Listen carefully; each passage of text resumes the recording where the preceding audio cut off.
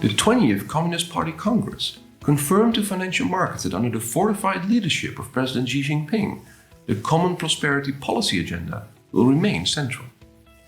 This means an even more statist economic governance model, in which the focus will be on the quality, not quantity, of economic growth.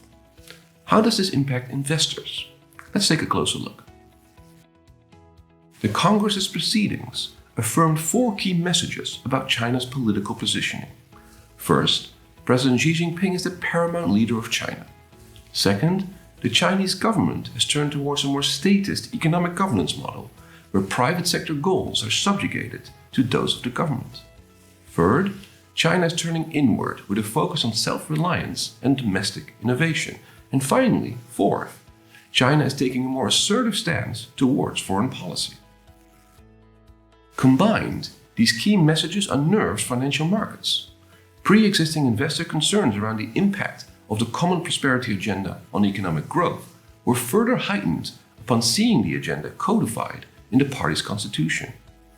With the Chinese government taking on a larger role to achieve those goals, we expect the property sector to continue to face downward pressure, the private sector to be targeted by new regulations on wealth accumulation and income, and a bigger role for state-owned enterprises in China's economy.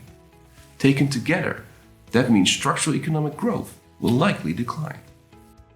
A deteriorating medium-term outlook is one thing, but combined with a continuation of the zero-COVID policy, as well as the longer-term risk associated with a more assertive foreign policy, it is understandable that investors took a step back from Chinese assets. And the broader trend from globalization to regionalization is also clearly at work here, with Western private and public sectors reconsidering their ties to China. In the face of these developments, we have maintained an underweight position in emerging market equities, and we remain cautious on their outlook.